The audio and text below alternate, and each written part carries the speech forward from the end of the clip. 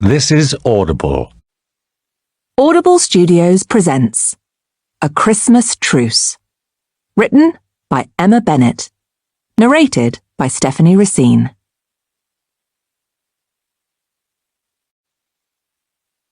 Chapter 1. Libby Spellman stood by the photocopier, willing the machine to explain why its digital display kept flashing E95 at her. "What do you want?"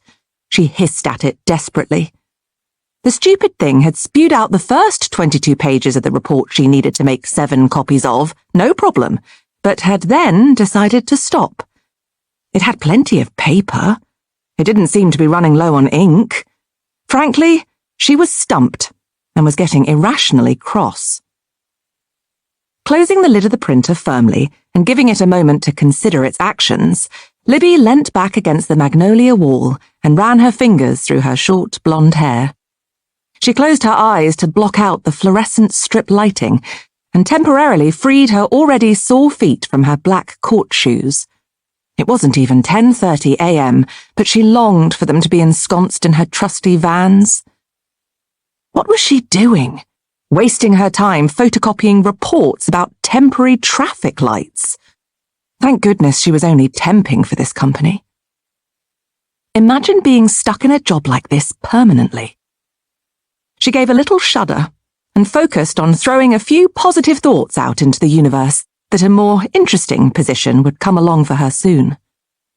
Libby stretched.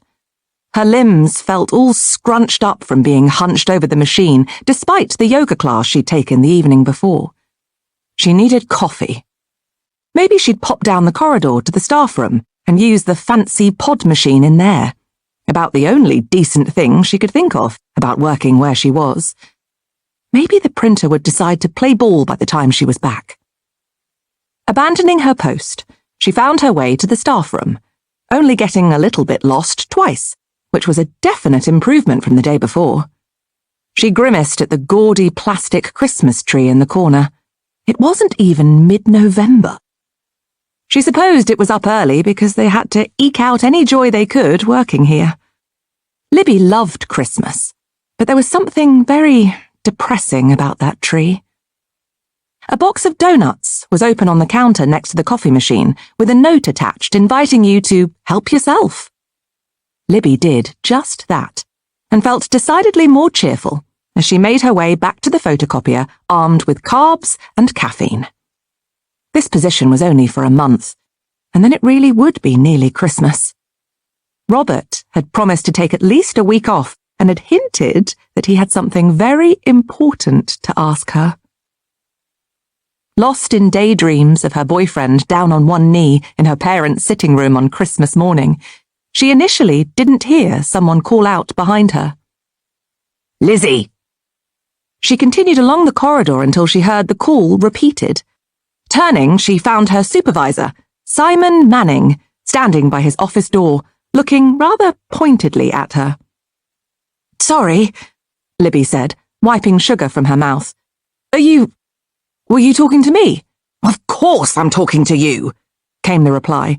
"I called your name twice. I told you to do that photocopying for me. I need it for my Zoom meeting to discuss the council's major new zebra crossing strategy. Why are you wandering around the corridors with coffee and donuts?" Libby's blue eyes flashed, but she managed to hold her tongue. "The printer," she began. "Oh, there's always an excuse with you people," said Simon, shaking his balding head. "This would be why you're still just a temp at, 30? "I'm 26, muttered Libby. "Really, Lizzie, you know, attitude is a choice, as Seth Coleman says." He indicated a book on his desk. 110%. Unleash your full potential with world-renowned entrepreneur Seth Coleman, declared the front cover. "My name is Libby." "You know what?" continued Simon, seemingly not having heard her. "Take this."